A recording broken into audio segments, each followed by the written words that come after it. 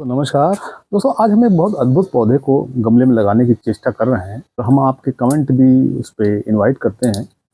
ये एक बादाम का पौधा है और गुरबंदी बादाम है।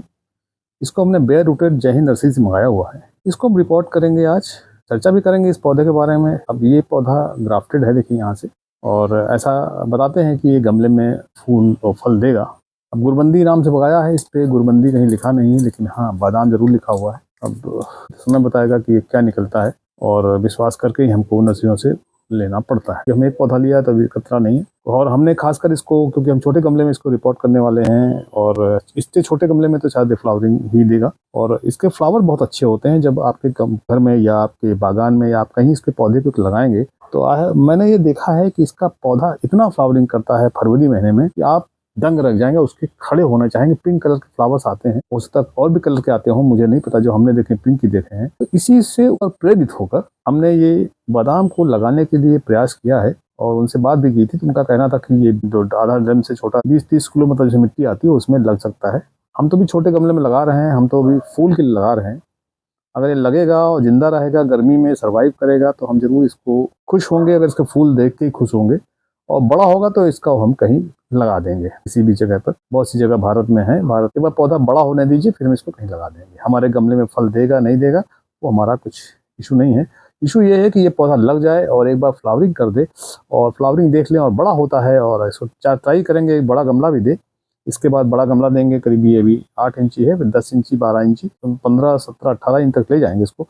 अगर उसमें फ्रूटिंग करता है तो बहुत अच्छा, नहीं करेगा तो फिर आगे देखेंगे। हमारा प्रयास ये रहता है। आपका सवाल जरूर उठता होगा कि बादाम का पौधा जो अद्भुत है और ज़्यादातर पहाड़ों पर आता है, यहाँ लगाने की ज़रूरत क्या है। ये गार्डनिंग एक शौक है और पैशन है। एक अभूतपूर्व अनुभव होगा जब अगर इसके फ्लावर आपके घर में आएंगे।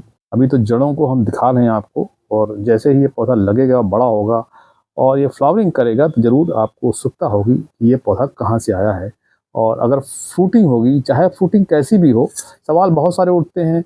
अगर उन सवालों को हम ध्यान में रखेंगे तो हम पौधे नहीं लगा पाएंगे। अगर कोई नर्सरी वाले इस बात को क्लेम करते हैं कि उनके पौधे गमले में फल देंगे, तो हमें विश्वास करके लगाने चाहिए और देखना चाहिए कि फल देगा। मुझे विश्वास है कि फल देगा, थोड़ा सा बड़े गमले में। और इसी विश्वास के साथ हम इसको लगा रहे हैं, और हमने इसको परचेज किया है। इसी प्रकार के बिना प्रेशर के परचेज किए गए हैं पौधे। और आप चाहें, अगर आप चाहें तो इस तरह के पौधे अपने घरों में लगा कर देख कर पहले हम बचा पाएँ इसको।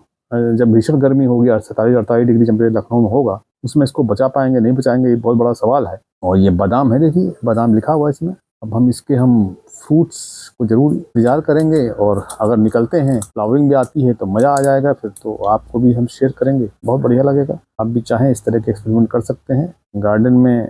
जब आप लगाएंगे, किसी घर के सामने बादाम का पौधा देखेंगे लगा हुआ, तो अद्भुत एक एक्सपीरियंस होगा, एक अद्भुत नज़ारा होगा।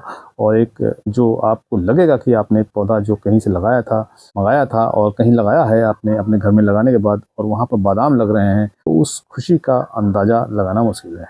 धरती पर हम नहीं रहेंगे, चले जाएंगे, पर ये बादाम का पेड़, या अगर ये बचेगा हमारे घर से और कहीं और लगेगा, इस तरह के पौधे कह सकते हैं शास्त्रोवश जीवित रहते हैं। ज़्यादातर जो बड़े पौधे हैं, नीम और बरगद, पीपल, बादाम भी उन्हीं में से एक है। ये भी बहुत काफ़ी दिन जिंदा रहता है, कम से कम 100-200 साल। हमें इसकी एज के बारे में नहीं पता है, लेकिन मुझे नहीं लगता कि 100 साल से कम जिंदा रहता है। फिलहाल हमारे लगाने के बाद अगर ये बच जाता है, जरूर इसको लोग इसके फल खा सकते हैं। अब इसको हम रिपोर्ट करने की कोशिश करते हैं। रिपोर्ट करने के लिए हमने जो मिट्टी बनाई है वो ये बनाई है। ये इसमें हमने 7-8% हमने मोरंग ली है, और साधारण मिट्टी है। 15% वर्मी कंपोस्ट लिया है। सीवीड एक्सट्रैक्ट लिया है, इसमें 2 चम्मच ऑर्गेनिक पोटाश, 2 चम्मच बोन मील ली है, 3 चम्मच नीम की खली इसमें जरूर डाली है मैंने। अब हम इसको रिपोर्ट करते हैं, और सादी मिट्टी कह सकते हैं इसको। इसमें ज़्यादा कुछ हमने डाला नहीं है, खुराक कम है। लेकिन क्योंकि अभी इसमें बेयर रूट्स हैं, अभी तो इसमें पत्ती आनी है, फिर फूल आएंगे, लंबा प्रोसीजर है। इस प्रोसीजर को देखते हुए हम इसको ऐसे ही रिपोर्ट करने की कोशिश करेंगे, जिससे कि ये पौधा एक बार लग जाए, पत्तियाँ आ जाएँ। इसकी पत्तियाँ जो हैं आड़ू की तरह होती हैं। ये पत्तियाँ निकलेंगी तभी पता लगे। हमको थोड़ा नापना पड़ता है ये ऐसे करके। और ये देखिए, मुझे लगता है ये ठीक है, और अब हम इसको लगाएंगे। अब इसमें हम मिट्टी भरेंगे और अब हम इसको लगा देंगे। दोस्तों इसी प्रकार की इन्फॉर्मेटिव वीडियो के लिए देखते रहें, लाइक करते रहें, शेयर करते रहें। आपका अपना चैनल